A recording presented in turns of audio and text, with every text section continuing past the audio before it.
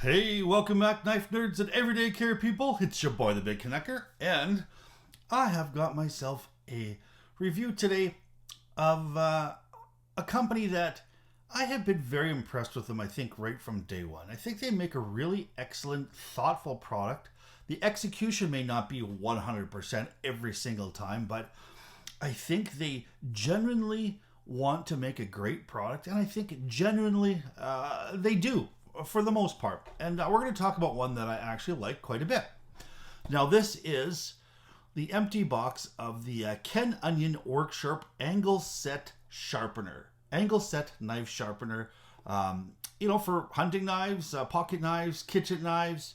I imagine you could even do an axe in it if you wanted to, but more or less, I am using this mostly for my kitchen knives. And the reason I'm using it for my kitchen knives is because it's a quick and easy way to put a darn good edge on it that's ready to rock and do up some fantastic supper cooked anytime I want a sharp knife in the kitchen. So we're going to have a look here at the tabletop. I've actually got the right here, and we will sharpen up a knife real quick, and that'll just give you an idea of kind of what this system will do and how well it does it. Now, don't forget, if you like what you see here, don't forget to subscribe as well as give me the thumbs up. I really, really appreciate it. Now, only do that if you like what you saw here and you found that it was informative. All right, so we've got ourselves here. Let's just head to the tabletop. I forgot to say that. All right, so we've got ourselves just a regular kind of kitchen knife, nothing too expensive, but it is kind of dull. And I actually use this as kind of a paring knife, and my wife kind of uses it most. Nothing super fantastic, nothing super fancy, but I ended up running it over the sharpening steel a couple of times the wrong way, and it is, you can see that it is not very sharp at all. And so let's give it a go. So we'll keep that aside here just in case you want to sharpen it. Now, you can see here the Ken Onion sharpening system comes in a really, really nice little handy box. And so it is able to be kind of put away in a drawer. You're not going to be losing pieces. Now, the nice thing here is that it kind of opens up, and then that displays the fact that you've got the innards inside. Now, it is a stone sharpening system with 3 separate types of stones. And you can see that I've used it already. You have got yourselves a 320 grit kind of for your setting your angle. You've got yourself a 600 grit diamond to to hone that a little bit more, and then you finally got a ceramic hone. And I'm not sure what this ceramic grit would be, but probably somewhere around 1,000 to 1,500, because it doesn't put a mirror polished edge on there, but it puts a great usable edge. Now you can see here that there is one. Now, right off the bat, the only thing that I found with this tool was one of the screws inside there, and I'm not sure if you can see inside there, but there is actually a torque screw inside there. I do believe it's a 15, and it always seems to work itself a little bit loose, so this side spins more freely than the other side. The other side is really, really nice. It's just perfectly in there. So this did come to me. I did buy this pre-owned, but it was new in the box. It had not been used. So I'm not sure if the guy took it out and found that it was a little bit loose and wanted to sell it or what, but he never used it. I've used this from day one, and that is the only issue that I've seen. And you can see that it's a little bit loose. Now, that does affect it when you are sharpening because when you've got your stones inside there, it does wobble a little bit when you're sharpening if it's not tight. And I have continuously kind of tightened this up all the time, so I might have to maybe put some thread locker in there, and if that doesn't solve it, I'm going to probably contact WOrkSharp and see if they'll be able to help me out with something here. So if you have a look inside here, you can see that you've got yourselves different little slots for different degrees. Okay, and that's just based upon your angle. So you can go anywhere from 15 degrees all the way up to 25 degrees. Now you can do it as 15, 17 and a half, 20 degrees, 22 and a half degrees, or 25 degrees. And how you set some of the ones is here. You've got, you drop your little magnetic base inside there, and then you drop your other magnetic base on the side. So what that does is that gives you the 25 degrees. Now if you want to do your very steepest increment, your 15 degrees, you're right inside there. Now, if you want to do some of the weird degrees, you set it here in the 20 degree slot here. That's the 20 degree slot. And then you simply just move one of the legs only. So if you move this leg in, that's 17.5 degrees.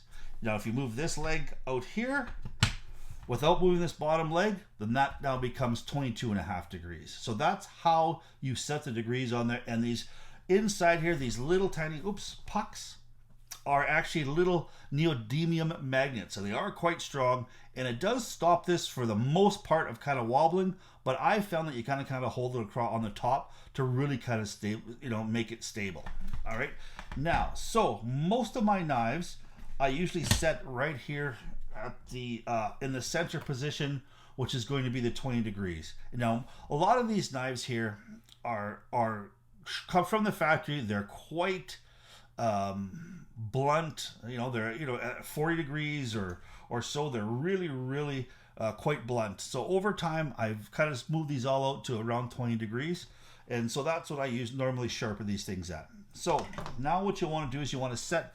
Now, the other thing here that I think is a little bit of a knock is I don't really see on here where it says that it's the 320 and the 600. They, you can feel that they're kind of different, but over time, with this smoothing out a little bit, it might be a little bit harder to take hold. So I'm going to just get a black marker. I'm going to write 1, 2, 3 along the bottom, and that'll have any sort of the confusion out of the way. So, and then the other side, same thing. I'll do 1, 2, 3. So let's make sure they're both set up for 600 degrees.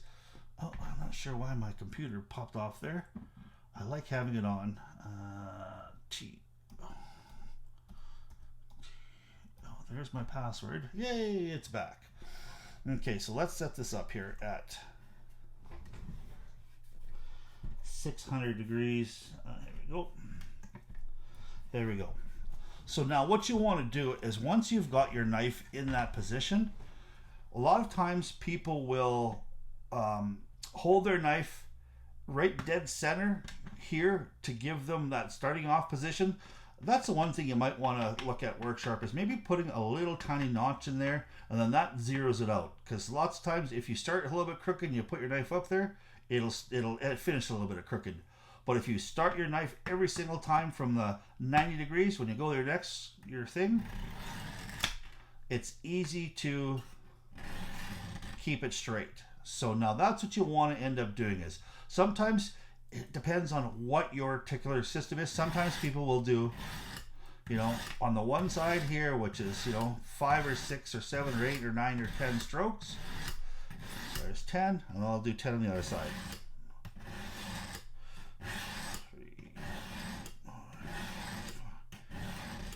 5, 8, 9, 10. And then you give it a little bit of a check. Okay. Looks like we need to keep on going a little bit more. So this one here is a little blunter than I thought. So I'm actually going to take this and I'm going to put it at 25 degrees because I just want to be able to kind of touch the edge here. If I had some more time, I might keep it at 20 degrees and just keep on going over it and over it and over it. 3, 4, 5. 1, 2, 3, 4, 5. There, and that is quite a bit better. Let's see if I can get something to show you that it is taking the steel off. Here, let's do 5 more real quick. 1, 2, 3, 4. Oops. 5. And now you can see that I'm holding it along the top here. That really stabilizes it. A lot of times they'll say kind of, hold it like this, which is, it's not too bad. It does work, but you can see it also can be a little bit wobbly if you do it that way. And then you can see here that it is actually taking off the steel. You can see that there is a bunch of steel inside there. I'm not sure you can see there. And we're going to do it just 5 more strokes. 2, 3, 4, 5.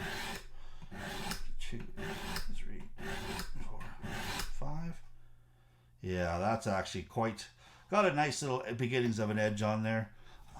Let's just see here. Normally I have a cloth that I kind of wipe off the steel, but I'm just going to use this because it's handy, and you can see, there we go. You can see how it's really pulling off that steel. And now let's move on to the 600 degrees, or the 600 grit. And then we'll do the same thing here. 1, 2, 3, 4, 5. 1, 2, 3, 4, 5. Oh yeah, that's really nice. 3, 4, 5. 1, 2, 3, 4, 5. Yeah, that's really quite. And now the final one we want to do is just hone it up. Now, you don't necessarily have to do this final hone. A lot of times people really, really like having that that really toothy edge that a 600 grit or 1000 grit will give you without honing. Lots of my kitchen knives, I'll leave them straight at 6, and you'll be able to tell when you're slicing into, say, like a tomato. Some of that tomato skin, if your knife is, even though it's sharp, if it doesn't have any little tiny bite to it, it'll slide off that tomato skin. Where if you've got a little bit of a bite, it bites right into that tomato skin like there's no tomorrow. All right, so 1, 2, 3, 4, 5. 1, 2, 3, 4, 5. And that has got a really, really nice performing edge. It seems, some people will do the honing 1 at a time rather than 5 at a time. I don't know. I haven't read any directions, so I'm just kind of familiar with, this is very similar to, say, something like the Spyderco Sharpener. I just really like the fact that you've got the really, really coarse stones. That's where I think this has a real big edge over the Spyderco Sharpener, is the fact that on the Spyderco Sharpener, you start with a medium and you have a fine, where this one here has a coarse, medium, and fine, and that, I think, adds to the fact that it does do, I think it's a lot more versatile. Now, this system, although on an angle sharpening system, this is one of the most versatile systems I've ever seen or used. It is not there to, say, put a mirror polished edge on your thing. You may be able to get different, maybe some tape to put on here, and you can strop, say, some diamond tape or something. That might give you a little bit of a diamond edge on there. But for stuff that's you want with the absolute ultimate sharpness, the fixed angle sharpening systems, I think, are a little bit better that way. Where this one here, even though it is taking a lot of the guesswork out of the angles, it still relies on muscle memory. And in order to get, if you could take this system and have this the same angle every time through 100 strokes across all the stones, you're going to have one of the sharpest knives out there. But unfortunately, you're going to have a little bit of tiny bit of movement across some of the edges here, and that's going to lead to the fact that you're not going to get as sharp an edge as you possibly can. All right, so the other thing that's in here, which I don't happen to have handy with me though, is you've got this little system right inside here, and this here is for doing any sort of serrations. Now you just simply take that, ooh, good thing I didn't break it, and you just put it across the top here. It locks into position, and now if you've got some serrations, you'll just run the serrations in there, right? Run the serrations through there, and it's tapered so it'll fit all different sizes of serrations. And so let's just say this side was a serrated side, because most of the serrations that you have are going to be only on one edge. You very rarely have serrations that are sharpened on both sides. You'll have the serrations cut on one side, and it's called basically a chisel grind.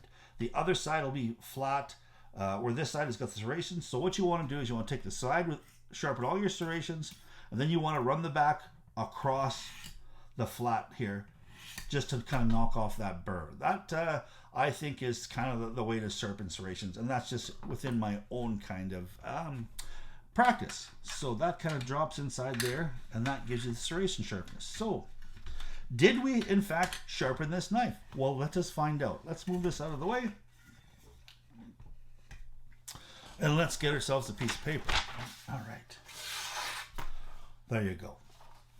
it is in fact a very, very sharp knife. And this here is not an expensive knife. And that only took a few minutes. And that's why I really, really like this for kitchen knives, because kitchen knives, you have to sharpen them often. You don't need to sharpen them to a mere polish cutting time and space sharpness to have a good effective edge, or because they're going to dull rather quickly. Now, if you've got yourselves a kitchen set of knives out there that are something that say is like S30V, 20, CPM 20CV, M390, stuff like that, and you want to put a mirror polished edge on there, by all means, give her.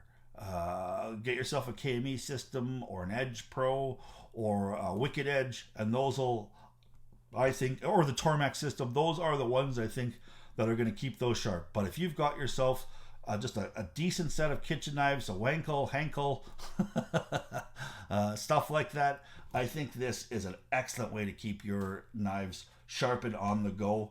Sits in a kitchen drawer, and when I've noticed a knife is dull, I pop this out, I run it through maybe 10 on each side, and then I put it back in the drawer, and she's ready to go for another month or so. So that is my little bit of a breakdown and a little bit of sharpening of the Ken Onion Angle Set Knife Sharpener. Price-wise, in Canada, you're looking at, say, about $68. House of Knives has got them on sale. And if you're looking in the States, in the US, I saw on the WorkSharp website, they're $59.95. And I mean, I think that is just a really, really good value for what you're getting. You're getting an easy, economical way to sharpen some knives that's repeatable. It's not going to get the absolute sharpest edge you could ever have on a knife, but it's going to get more than a working edge. It's going to get a really extremely sharp edge. So, thanks so much for stopping by. I appreciate you guys. Please stay safe out there. Please keep your stick on the ice, the shiny side up. This is the Big Canucker saying adios.